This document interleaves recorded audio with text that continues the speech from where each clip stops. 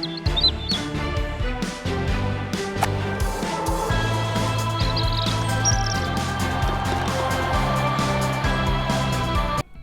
a beautiful night here at Coachella Valley. Good evening, everybody. This is Tony Brooks. Thank you for joining me once again for this Reddit series. In case you don't know what this is, I basically ask people in Reddit to send me their swings just to help out the community and also give my feedback about their motions. Take this with a grain of salt, whoever's on this video, if you're watching this. And for those that are also watching, just for curiosity's sake and for education purposes, what I see is just what I see. It doesn't mean it's what you need to work on. Seeing as I don't know you as an individual, I haven't been able to put you on a range of motion testing. I don't know your work history. I don't know how long you played this game. I don't know anything about you, your goals, all that stuff. So just as a disclaimer, this is not to take seriously unless you're working with a PGA coach that also sees this. And who knows, they might see something completely different. That's the beauty about golf instruction, is there's so many ways to swing the club, so many ideas that you can go through. Doesn't mean you should apply all these ideas, just to get that out the way. So we'll go with the first gentleman. I believe his name is Chris, and they sent this to me a few days ago. I've never seen this swing before. I just pop him up on my screen here, so we'll just watch this together. Can you see this? I like that head shake at the very end. No head shake. Okay, so you see this a lot in amateur players and even some good ball strikers, is the inability to use the lower body correctly. Again, range of motion could be an issue here. I'm not sure if you do any flexibility drills, but we can take a look, especially, let's start from the beginning. So in case you're not familiar with my teaching philosophy and style, is I look at body mechanics and how, where the power comes from, power leaks in the motions. And, a good setup allows you to have a good motion. Poor setup maybe cause some issues. Maybe the feet are a little bit too narrow. I always look at from the inside of the heels up is like shoulder width, so this is a little bit too narrow for me. I don't mind seeing those feet flare. I mean, I see that, I do that too. It helps my turn as I'm getting a little bit older.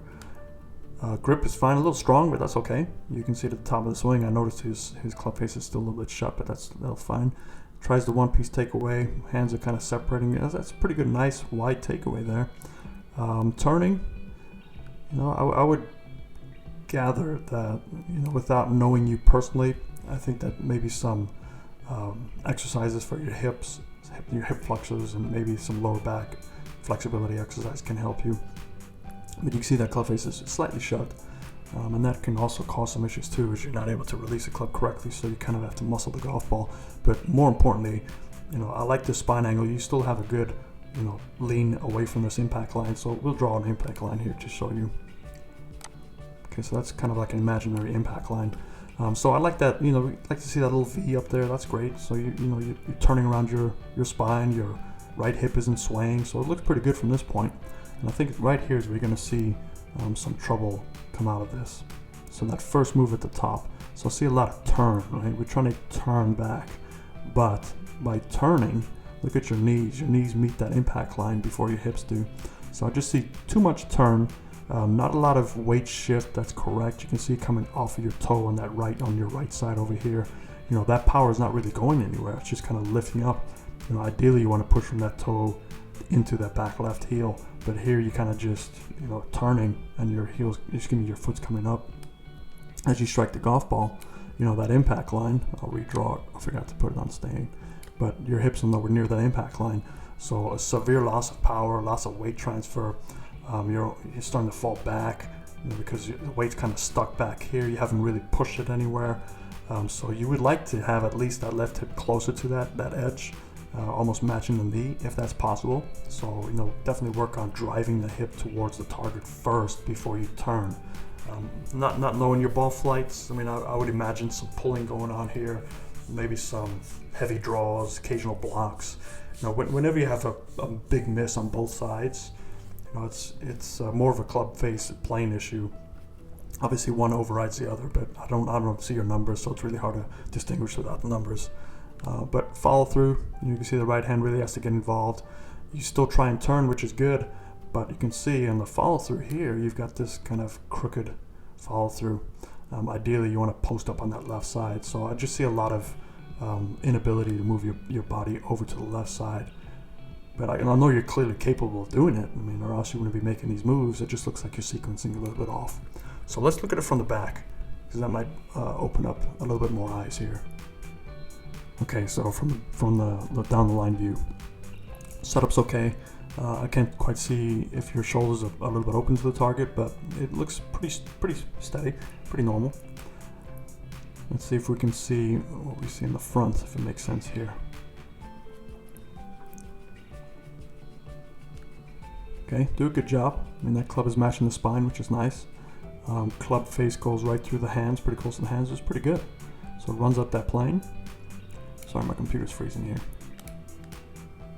And then it gets to the top. Yeah, you can start to see that weight move towards the toes a little bit.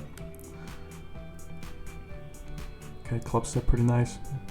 Wow, you know, I wasn't expecting that, quite honestly, for a good thing. I was expecting a little bit more shaft hump. So you can see you still maintain that spine angle pretty well. Club's passing through the hands again. Yeah, so from this view, it's actually really good. There's a little bit of that block, but you can definitely see as you come down into impact, you know, your leg work really needs to be taken a look at. There's a lot of unnecessary rotation with the knees, also in direct relation with your hips.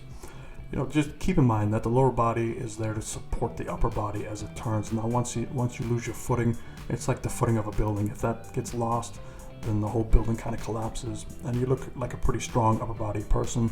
So you get away with it just for your strength, but you're also losing a lot of potential power. You know, a lot of the power you steal from the ground. So as you take your backswing, you should be feeling like it's loading into your feet, and then as you drive forward, you know, definitely push that left hip into the target first instead of turning so much, and then save the turn as you get closer to the golf ball. But I hope that helps. Still a pretty good move. I mean, you just have to work on that lower body stability. You know, you keep the club on plane pretty nicely. You know, from this view, it's a little bit surprising to me. So, in a good way. I don't mean to offend you, but in a good way. But next off, let's take a look at the next one. All right, so we are behind the view of a gentleman named Miguel. So thank you for sending this, Miguel. He's a 10 handicap. He put in these notes. So let's take a look at this golf swing for the first time.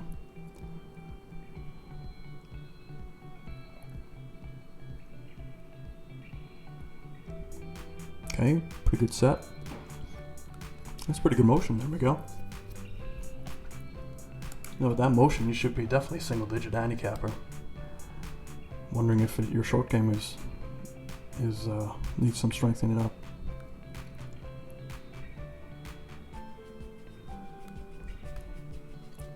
That's pretty good motion there.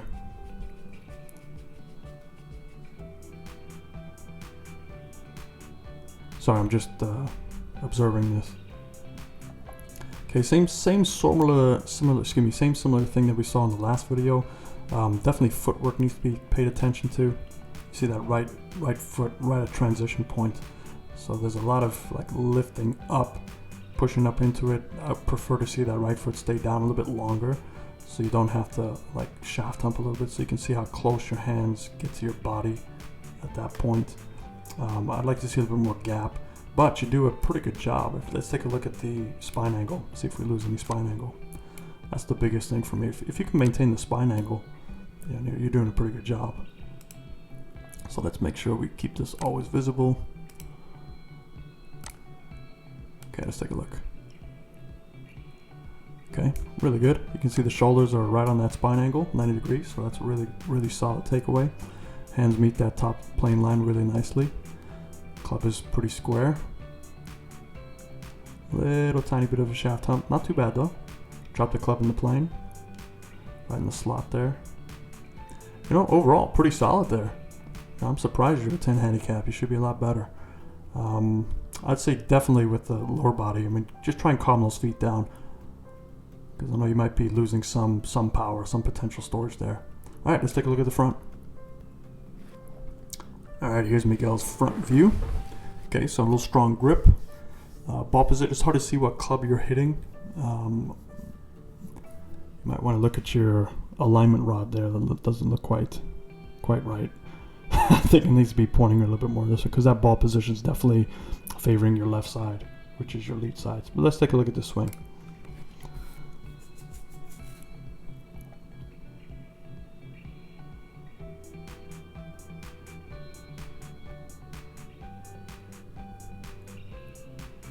Okay, so this is a good example of why sending both sides, front and down the line, really help out. Because down the line, it's really hard to pinpoint what your shoulders are doing, but you can really see here, definitely that left lean going on the top of your swing. So I'm not sure if you're a stack and tilt kind of student. I don't know if this is something you're trying to do, but you can see you're very left-handed, left-sided. And that probably comes down to your ball position. I mean, your ball position is definitely favoring that lead foot. And as a result, you have to kind of, your center point is always going to be favoring your left side. If it was more in the center here, it's more favoring the center of your spine. So, basically this is your power source. That's right where everything is stored up, and you're rotating around this. So already you're kind of behind that power source. So you have to, stay on the left side, and you can see, you're trying to turn, you're trying to get some of that weight movement. Right about here, you decide to stay on your left side. So if you still draw an arrow from the golf ball, you can see most of your body is still over that. So ball position does play a big part in this. And you can start to see how you're leaning kind of into the target there, as opposed to kind of straight or even away from it for a little bit, just to help you drive into it. As a result, we can see there's not a lot of hip drive. It's more of a lean to make sure your hands are trying to stay ahead of that ball position that's a little bit too far forward. But you do a great job of holding your wrist angle. You're trying to strike the golf ball. You kind of lose a little bit prematurely there. Good fun. I mean, great release here. I mean, you can see that daylight through the arms, so that's a hard position to get in. So you're pretty flexible. Arms and hands are still relied upon a little bit too much. Club face is pretty good there, but my big suggestion for you is try move that ball position a little bit further back. Check those alignment rods because they look a little bit offline, but because that ball position stuck on your left side, you have to stay left, or else if you move right, you're going to chunk it, or now you're going to go left and right all day long. So just too far left. Try change that ball position. And also work on that right foot, staying calmer and staying more connected to the ground through impact. But all in all, pretty solid motion there for 10 handicap. I say just check your alignment, check that alignment rod, make sure it's at least straighter, and then ball position, make sure it's more in the center. I'm not exactly sure what that is. Looks like pretty high lofted iron, but it should never reach that far forward unless it's a long iron or you're trying to play a specialty shot. But all in all, check your short game. You should be about a 5 or 6 handicap. Let's go to the next one. All right, this last one. Unfortunately, I was only able to get a down the line view, so I can do my best with down the line. But as you can tell from that last video, it really helps to get both sides. Maybe in the first video, they're completely different from 2 points of view. One view might look really good, and the other view you can see a lot of things. So in the future, if you can just give me both down the line and face on, that would really help me to help diagnose what I see. But let's take what we have with this. Let's first watch it in slow motion here.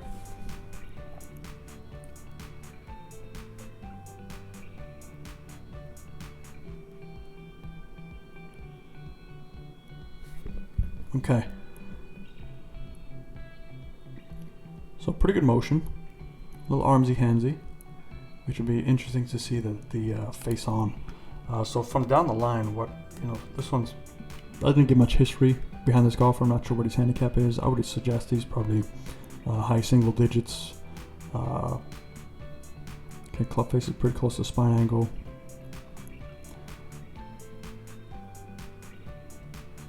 Okay, it's hard to tell. I wish I got the other side too, but I think that the hip turn is not quite enough. You can see at this point here, body kind of slows down in terms of turning, especially with the lower body. So I think maybe, you can see your arms and hands coming closer to your power source, which is your chest. So that front view would really help me to see how far those hands and arms are away from your chest. But they keep going back. So it looks pretty tight in this region. The idea is to keep these away from your chest as long as you can and avoid any of this unnecessary motion. So, if you can get your hands and arms about there, but increase your turn and extend your arms away from your body, you'd have a bigger width of arc, you'd have more potential power, and it's a lot easier to pull that straight down than where you go, which is all the way back here with a lot of hands and arms motion. So, you know, I'd like to see maybe loosen up those hips a little bit to allow you to get a little bit more turn, to keep your arms at about that position, and you just pull it straight down. I mean, look how easy that is to pull it down if that's your swing. You pull it down and you turn. But here you have to do a lot of manipulation. And you can see the club path is already going more outside the in because of the turn going through. Maybe that's a lack of turn coming back and now you're overturning coming through. But again, it's hard to tell from this view. You do a pretty good job of getting that club somewhat back on playing, but I would imagine some days are better than others with your ball striking. That's purely a timing motion there. As you come down into the impact zone, looks pretty good. Club travels right over the hands. It could be the angle of this camera, but that's pretty close.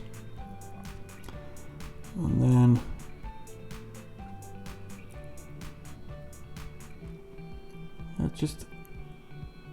I think you're losing a lot of potential power, and I can see that your hands and arms have to do a lot of makeup to try and get back in front of your chest, which you do pretty well in this video.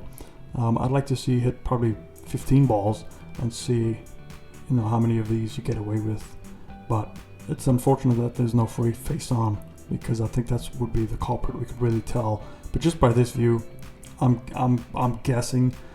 You know, you can see your hands kind of suck into your body there instead of being pulled out. Right elbow's really close to that body just because it's going further back than it needs to be, so it has to pull in somewhere, and then it's more of a piston, so you have to really piston through and throw your right hand at it. So just based on this view, I think, you know, definitely get more turn in the hips, extend the arms away from your chest, and don't move that club too far back. You don't need that. Alright guys, so you know, as you watch this, you'll probably see a few things that resonate more and more with the same amateur style motions, and it's usually footwork, it's usually body, instability, stuff like that. Don't worry about club face, don't worry about hands and arms. You know, that will change based on body position. You know, your hands and arms are the last thing to save the golf swing and the first thing to help you. So if your body's out of sync, your hands have to learn a new position to help you hit the golf ball. So if you focus on those, you're not focusing on the root cause. Bonus time. So I just received another one, and I figured since it's also a down the line, I'll just throw it in there at the very end. This was sent to me by Alex. Thank you, Alex. 52-degree wedge, so that gives me a little bit more information. So again, please send me the front view as well if you want the full diagnosis. It's a little bit challenging. I only get one, but let's take a look at the slow motion swing. See what's going on here. Okay, arms getting pulled inside a little bit. A little rerouting there. Okay, so the similar thing that happened with the last video is the arms are getting pulled inside it, and it could just be this camera angle too. It's, you know, it's more ahead of the golf ball. It needs to be kind of where your feet are to see where it's truly lined up. But just based on this camera view, looks like your hands get pulled inside. If you look at the weighting on your feet, so especially past impact, once you look at the right foot staying planted, there's not a lot of drive into that left side, so you're kind of collapsing because I think you're turning so much that you collapse into it. Left leg is trying to straighten up. You're trying to push it. It doesn't look like it's much of a push. It's more of a roll, and it should be going to your left heel at this point to help you straighten that left leg, and then also get more underneath it, creating the room. You can see kind of just stand up. You lose some posture. We'll draw a line here just to show you what I mean, but there's the line there. And then let's make sure it stays so it doesn't disappear on us. And then as we go through, there's that new line. So you can see there's a new line there. So you definitely kind of, we call it shaft humping, where you come into the target, it's going to be into the golf ball, lose your posture, and you have to flip to help you. You do a decent job flipping, but look at that left foot. So you see the left foot, see how the heel's kind of coming up right there? That means that the weight has gone to your left toe. It should actually go more to your left heel. So that's showing me that your weight is moving this way as opposed to moving this way in your feet. When it moves this way, you create a lot more room here. Your legs straighten out. You can tilt under, and you don't have to kind of stand up and flip your hands. So basically, that's all I can gather from this. But if you had that front view, it would really help out a lot. But that's it for now. No extra bonuses. I'm going to get something nice to eat and enjoy the rest of my evening. Thank you, guys. fairways and greens once more.